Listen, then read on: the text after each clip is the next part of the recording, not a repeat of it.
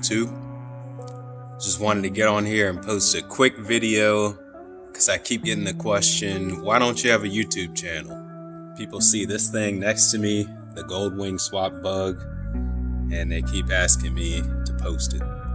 So what this is here, you might have seen online, is a 1974 Volkswagen Beetle, Super Beetle, with a Honda Goldwing Flat-Six motorcycle engine installed in it.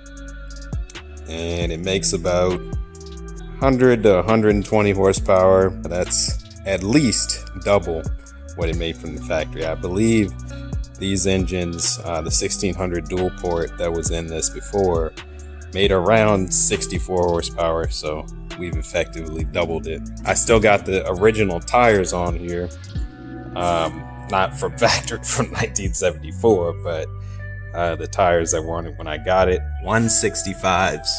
So they are really skinny, and it burns rubber all the time because of that. So I'm gonna probably be getting some wider tires soon. The number one question people ask me is, how did I do this and why? So as far as the why, honestly, I just got tired of the old engine that was in here. As with most car people, you eventually decide that you want something faster. And so that's what I did. I made something faster. As far as how I did it, I made some custom engine mounts here out of some steel tube. And they run up to the area where the bumper mounted to before, and they run underneath that to a T here, and then they run back to the frame horns on the Beetle right there. So frame horns all the way down, mount to the engine on the sides, and same on the other side. Pretty simple. Then I had to connect the engine to the wheels, which was easily the hardest part. I tried a Mustang differential, which I recently sold. I tried a Miata differential, which I still have in this bag right here. It's a Miata differential, and then that didn't work. So I ended up trying a combination of the Goldwing Final Drive and the Miata differential to create this whole chain drive situation. It was chain drive. It was a whole chain drive differential that I made. And here's the function here. The engine would drive the Goldwing Final Drive, and then the Final Drive would then drive the Miata differential via a chain, and then the Miata differential went to Miata CV axles to the wheels. And I did all of that, and that took me probably about a month, only to realize that the engine rotates the opposite direction to what I thought it rotated. And I had 5 gears in reverse and no gears forward. And so I laid down and might have cried a little bit. What I ended up being able to do was have a custom differential made, very small, very compact, that works specifically for this application. So that's what I have going on there, and custom CV axles. So it's all custom. And then I had to make a mount for that connects to the frame horns and to those two bolts underneath the car. So wild stuff. So then you gotta fuel it.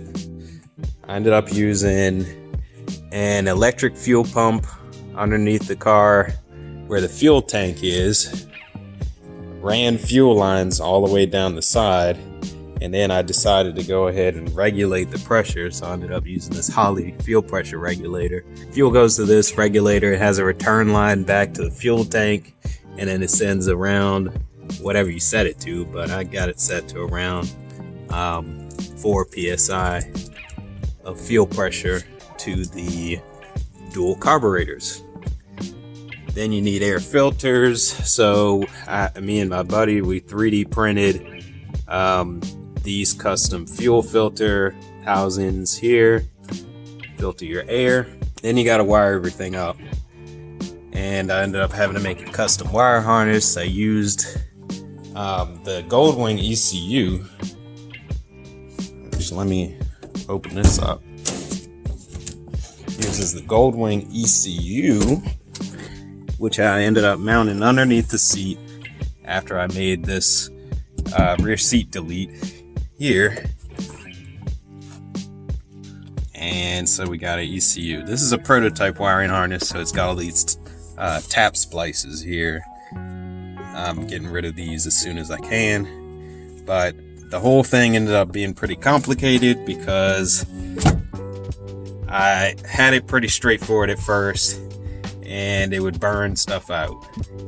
Components would start failing over time, and I couldn't figure out why. And it ended up being a weird electromagnetic phenomenon going on with the differential, where it was backfeeding a bunch of voltage, a bunch of current down the harness and blowing electrical components up. So I ended up having to add this relay and a diode and everything. It got crazy. But now it finally works, and you don't have any electromagnetic field situations going on. And finally, you got to keep it cool, because Beetles were air cooled. This is obviously water cooled, and so you see coolant hoses going all around. Basically what I did was I used the Goldwing radiators up front.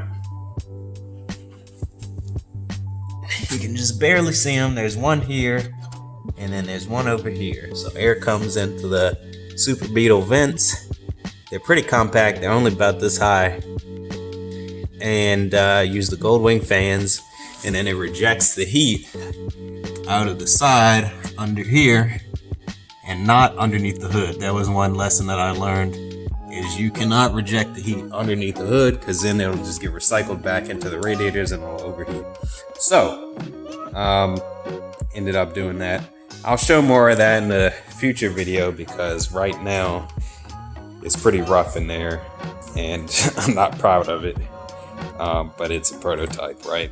So then, drivability wise, ended up doing a sequential shifter going to the Goldwing foot pedal assembly, and similar for the clutch, it goes back to the Goldwing master cylinder,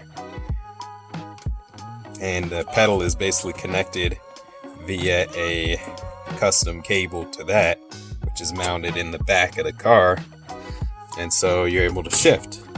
It's like a sequential shifter. Pretty cool. Then controls wise, we needed a coolant temperature gauge, and so we ended up doing that using this, I believe it's called the Intellitronics is the brand name for that. It's a digital coolant temperature gauge. The sender for it actually fits perfectly into the Goldwing thermostat housing right here. There's already a bung for it, and it just screws right in, no problem. NPT fitting. Runs up to the front of the car, wiring wise, and then you got your coolant temp. So you turn the key on, and voila, coolant temp. I like this because when you have the car off, you can't really see it. Like, it doesn't stand out on the dash until you turn it on. Then you see it. Other things drivability wise, we had to add a neutral light, because otherwise you don't know what gear you're in when you're driving on the highway. So you got a neutral light. We're neutral. We're not in neutral. Now we're back in neutral. So that's very useful.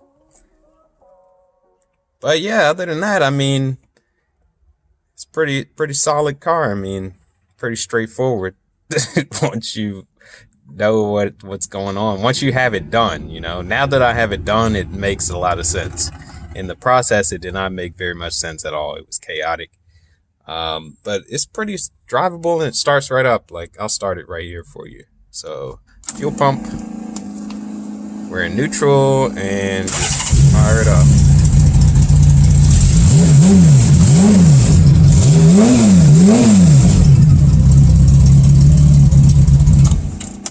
So it runs pretty good. It's got a nice motorcycle sound to it. I threw some Goldwing stickers on here just so you know. If you know, you know. And if you don't know, you gonna know. So there you go. What am I talking about? And then it had to have this pass through here because otherwise the engine wouldn't fit. So this had to be cut out, and took the opportunity to make it an access panel too. That's what I'll share. I'll go ahead and keep posting. Look forward to a lot more videos coming up soon. With that, I'm just going to keep posting because people want to see the YouTube content. I figure I won't deprive the people any longer. I won't let them become desperate, start beating down my door and kidnapping me and whatnot. Stay tuned, and I don't know how to end this.